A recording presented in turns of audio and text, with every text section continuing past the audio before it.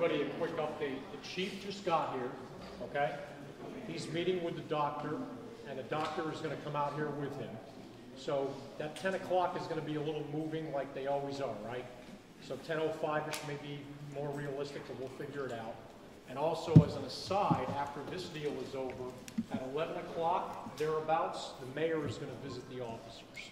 So that's just for your purposes. You know, you'd have to work it out with Mary Benton and Alan Bernstein about, you know, would you have to go back outside? Can you hang in here? I don't know how that's going to work. Okay? But the mayor is going to visit them just around 11 o'clock. Okay? I'll let you guys know when I hear from the chief.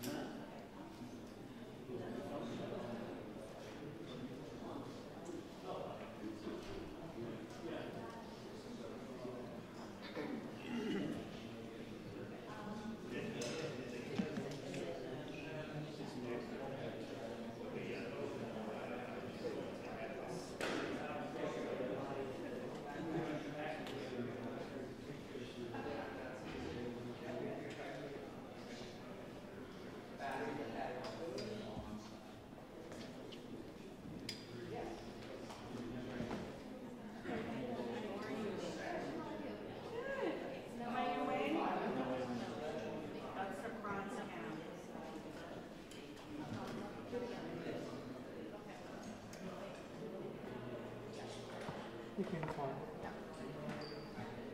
Hey, I was going to ask you before the news conference starts, because I've seen an email from Aaron about his angle of learning today was a call focus on the dangers of children. Nope. Is that Not yet. what they're looking for? Yeah. No, we're in Serving warrants? Is that what the follow they want? yeah, first floor, and they call him Pavilion. Are you guys coming? Okay, all right. Go to the emergency room and Well, I can ask the chief just in general about that. So, I'm sure There's a column, right? There's a column Pavilion. There's a column Pavilion. Well, no, I was copying an email that Aaron sent to Andrea mentioning it, but that was the first I'd heard of it. So, Hey, Dean, let me know if you need a mic check. no, Which one is you? Okay, yeah, you're not on. How about that? Test 1, 2, test 1, 2. How about now? 1, 2, 3, 4, 1, 2, 3, 4.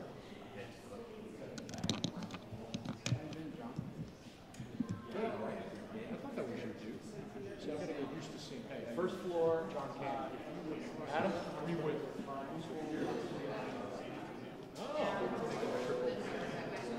He used to be one of the grunts in Houston. Try again. Okay, 1, 2, 3, 4. 1, 2, 3, 4. 1, 2, 3, 4. 1, 2, 3, 4.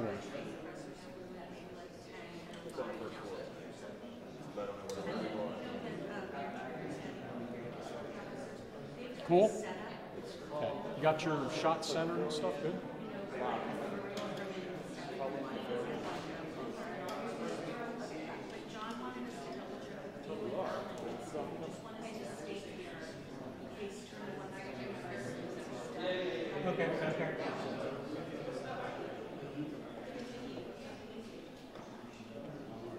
okay. Okay, thanks. Okay, that would be perfect. Because I was going to say, or just text me and I'll announce it loud.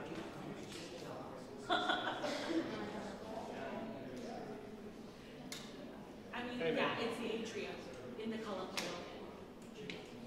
And there's like, it seems like there's really not far.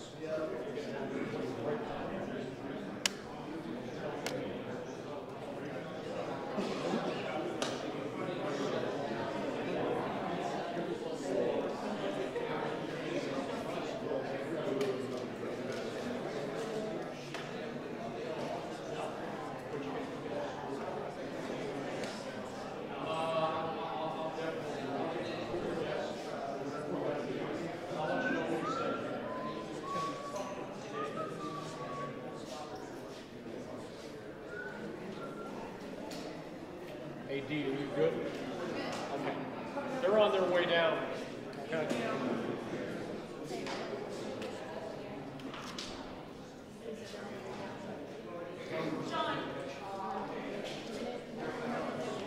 Oh wait, here it comes. Here we go. Wake up.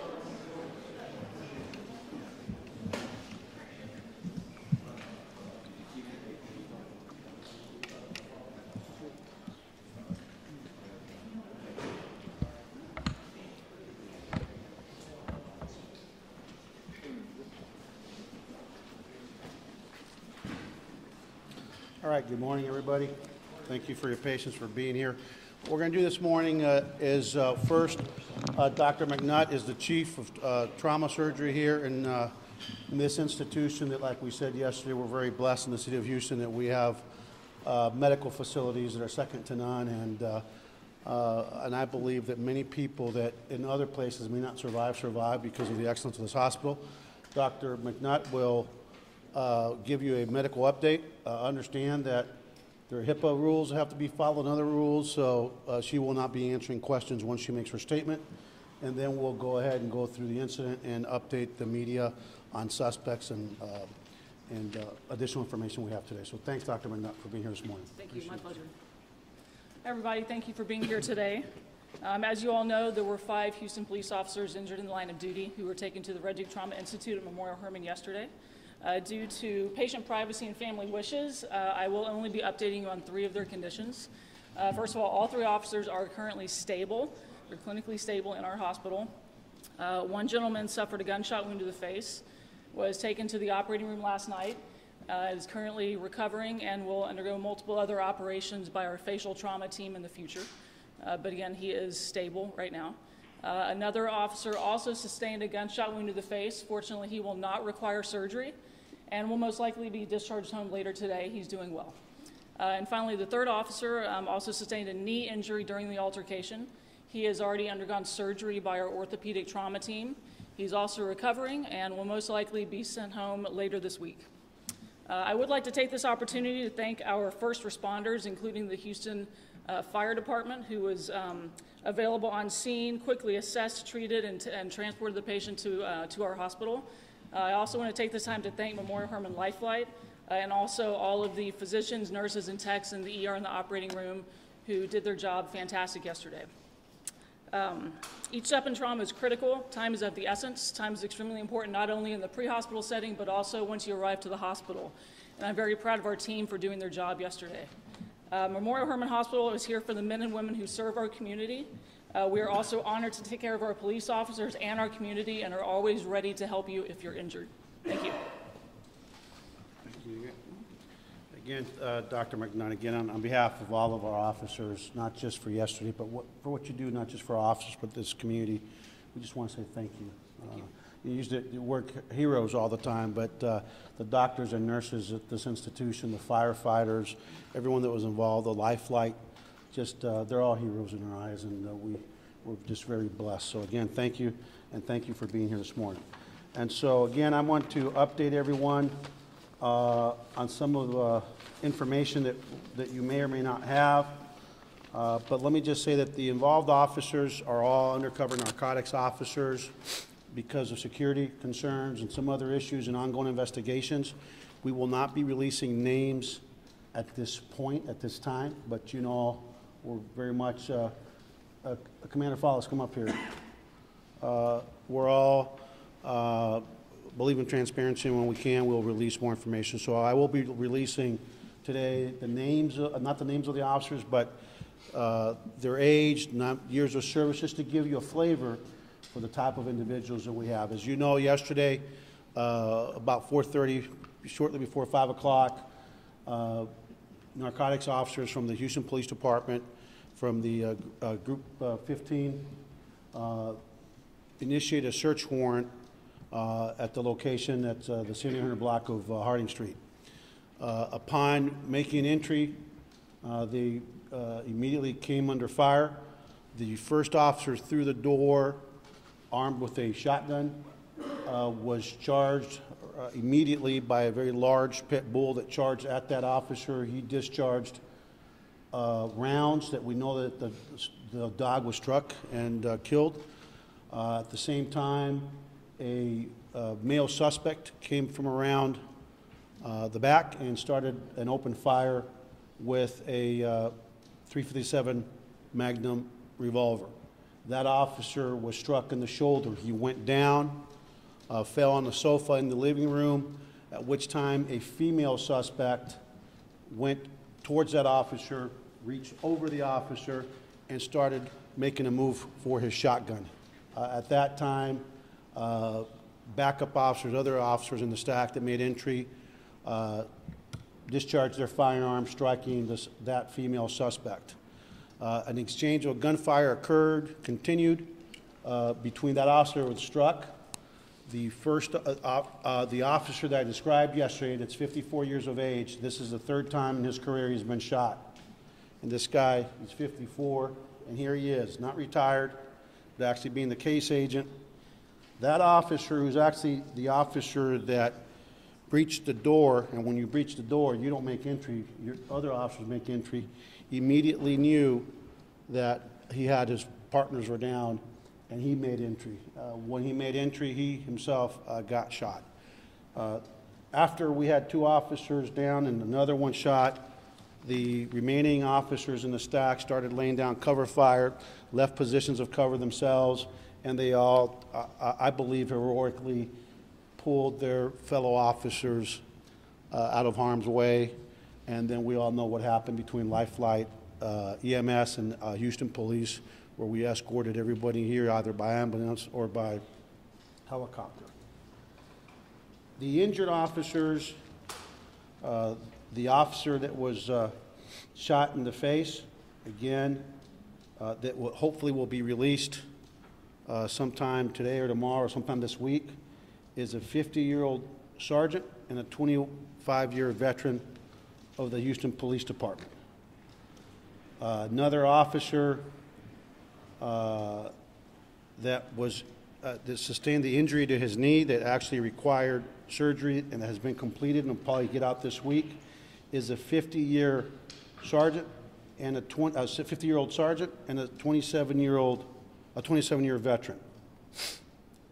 The officer that I described, senior officer that I described, is 54 years old and a 32-year veteran, and the case agent is the one that, after he saw his fellow officers come under fire, he heroically made that entry, and I'm just going to say it, he just passed a note to one of us, one of our officers, that said, I had to get in there because I knew my guys were down. And that just speaks volumes as to this man and just his courage under fire.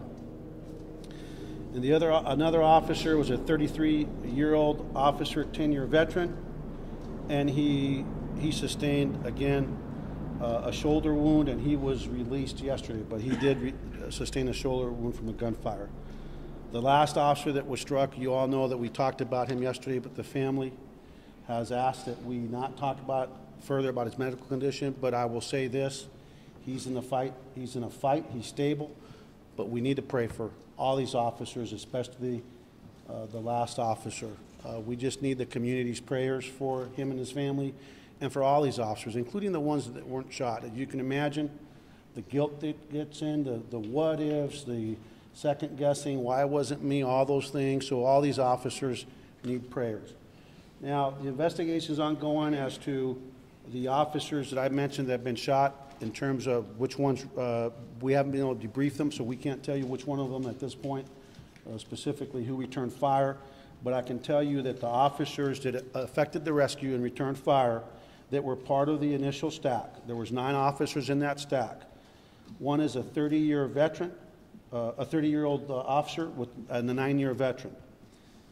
The second officer, and these guys were newer on the team, so they were back in the stack, is a 32-year-old officer and a 10-year veteran. Another officer is a 37-year-old officer and an 8-year veteran. And the last officer that discharged that we have determined so far is a 36-year-old officer and an 11-year veteran. We do not have cameras on us when we make these entries. There were no cameras, no body-worn cameras, so if everyone's is wondering about that, they need to know that we do not have cameras. The officer, this is a 54-year-old officer, 32-year veteran, this is his 3rd time being shot. He was shot in the line of duty in 1992 and again in 1997. We have identified our suspects, and our suspects next of kin have been notified, and I'm going to, if Bobby, can you hold the suspects, and one of you guys hold the suspects? The female suspect that you see there that actually was shot in the living room when she went to grab the fallen officer's shotgun is identified. She's a female white, identified as, and I will spell it out for you. First name, Regina, R-H-O-G-E-N-A. Regina, R-H-O-G-E-N-A.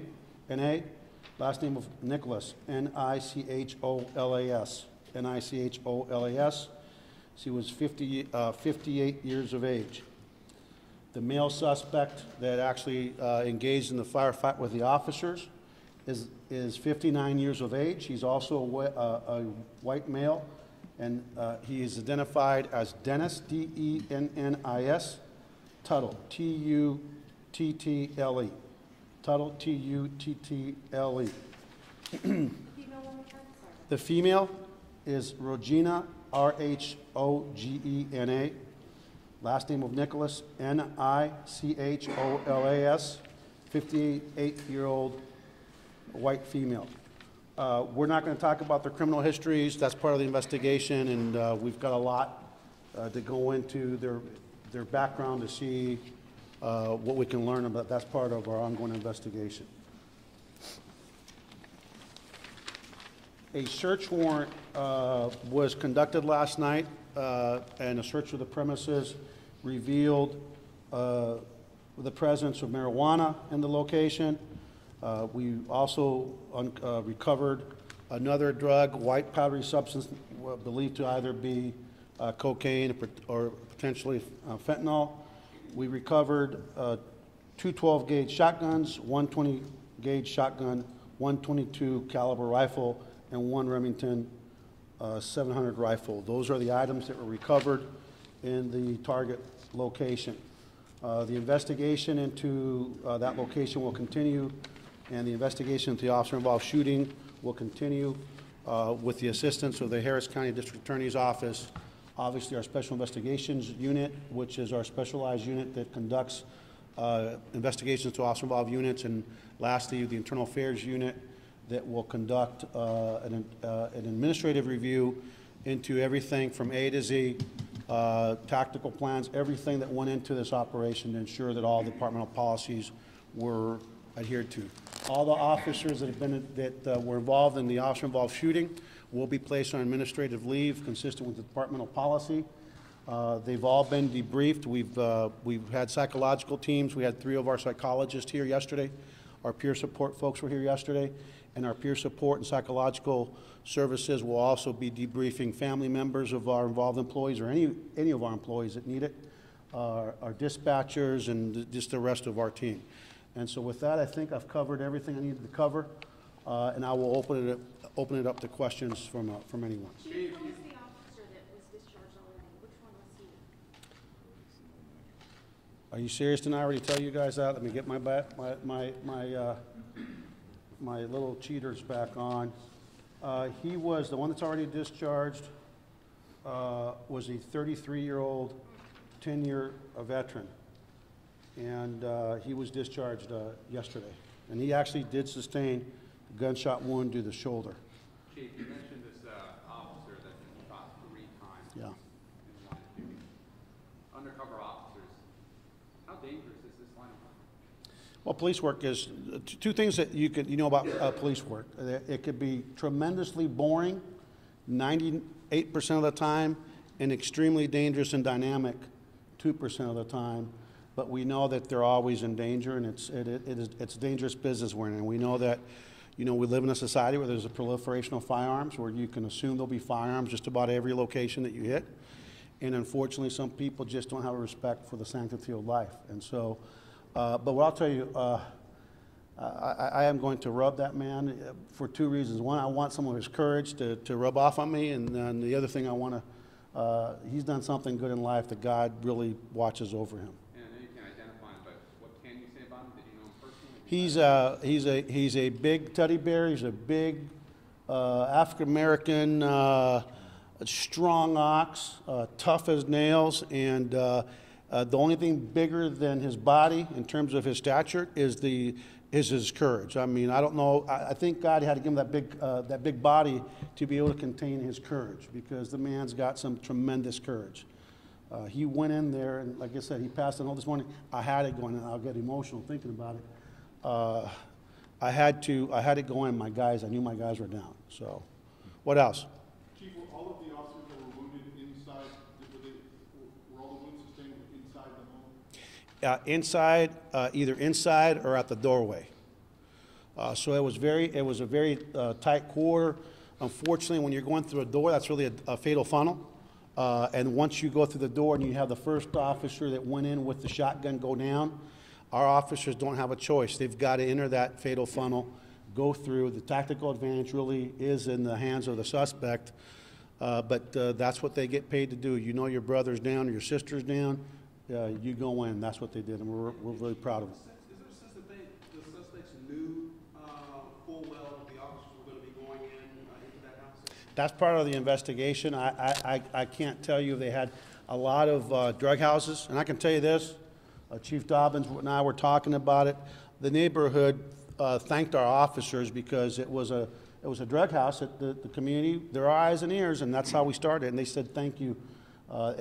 They described it as a problem location. They thanked the officers, but a lot of drug houses have surveillance systems that are better than the businesses use. I mean, you're in an illicit business, and we know that they protect and they want to know when the cops are coming. So that's part of the investigation. Chief, I think the thing that's concerning that we're seeing a lot on social media because of all the transparency.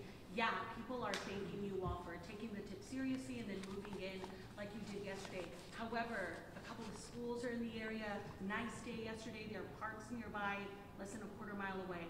And a lot of parents were asking, is this normal for you all to move in, knowing school buses and all of these things are happening? Can you speak a little to that? Well, I can tell you that I'm not aware of a single school bus, and I didn't see a single kid in that neighborhood. And I got there, we were actually meeting with life's full of ironies. We were actually meeting the new special agent in charge of the DEA at my office at 1200 Travis when we get the call near 5 o'clock that we have officers down from Larry Bainbridge, our SWAT commander. And I got there fast enough that my Tahoe ended up one house from the target house. So if you imagine when 5 officers are down, how many cops are going to roll? You've been in the business long enough. So for me to be able to get to that spot, we got there pretty quickly. I didn't see any children, and I didn't see any school bus. And so, do we always think about doing things better? Absolutely. But I can assure you that the officers that are going to do the entry are not going to wait till they see the school bus unloading before they make the entry. I don't believe there's any evidence or any indication that any child was endangered at that time. I can tell you again, I was there very quickly, and I didn't see I didn't see any children. Chief, you talked a little bit about the wounds that were sustained by the officers. Can you give us some perspective on were any of the officers shot in their bulletproof vests? No, not that we're aware of. And by the way, I'll just say this, you know, everybody has a family, and our condolences goes out to the suspects. I mean, at the end of the day, you engage police officers and you start shooting at police officers, they're going to shoot back, but that's somebody's loved one, and, you know, we send our thoughts out to the families, right? We can't control who our family members are, and we can't control what they do, but, you know, it's a tragedy when you have a loss of life. There's nothing to celebrate other than we're just very fortunate that we had 5 officers injured, 4 shot, and they're all alive. What else? How much did y'all know, like, going into, like, whether the suspect would be armed or whether the dog would be there, or how much information, intelligence did you have beforehand? That will, What the situation would be like? yeah, I mean, look, when you're hitting a drug house, you can almost always make the assumption you're going to have armed suspects. Just yesterday, we had our press conference talking about our 2018 end-of-year crime, and one of the things that we told the community earlier yesterday was that the 3 greatest drivers of homicides in most big cities, including ours, are gang, right? Gang affiliation, drugs, and the third one is domestic violence. So, you know, we try to work up houses as much as possible, but 99 times out of 100, we don't hang out in the house. We haven't been in the house. You just do the best you can. But that'll be part of our administrative review and obviously our SIU review on the tactical plan. Ultimately, when we have anyone shot, suspect or officers, we always look at the totality from beginning to end of how we conducted the operation to see if there's any lessons learned. That will be part of the review. There's been a change in these operations where there was a time when you knocked out the door, the bad guys would pretty much give it up. And we've had now, recently, I know this was the last one, was not your guys, but where they don't just surrender, they start shooting. Are we seeing a change in the way these guys are reacting to your presence of your guns? You know, it would be anecdotal, and I don't want to just get into that. You know, I don't want to speculate. There's suspects that when you say the police, they get on the ground, and there's suspects that could care less who it is. They're going to shoot at you. And in this case, the suspect decided to shoot, and then he came and actually at one point took his gun out the door and shot at the officers as they were reportedly shot at the officers as they were making the rescue. I'm going to do a little Spanish real quick because I know that some of them are live streaming. So, en español, estamos muy agradecidos al hospital. Como ustedes saben, ayer, como a las 5 de la tarde, 9 agentes de la División de Narcóticos fueron a hacer entrar a una casa con una orden de corte, y cuando abrieron la puerta, inmediatamente un perro bien grande atacó con unos oficiales, y al mismo tiempo un sospechoso hombre que identifiqué ya disparó a los oficiales. El primer oficial que entró con el shotgun, desgraciadamente uno de los balazos le dio a él y se cayó en uno de los muebles que estaba en la escena. El momento que cayó, la sospechosa, la mujer blanca de 58 años de edad, fue y trató de acabar el rifle del oficial, y cuando los oficiales vieron esa acción, dispararon para defender al oficial. El oficial que fue que abrió la puerta al empezar, vio que uno de sus colegas había estado balazado, entró, y cuando entró también le metieron un balazo. Ese oficial tiene 54 años de edad, lleva 32 años en la policía, y es un héroe. Porque le digo que ese oficial, esta es la tercera vez en su carrera que ha tenido heridas de armas de fuego por sospechosos. Y entró porque sabía que su colega estaba en peligro y quiso rescatarlo.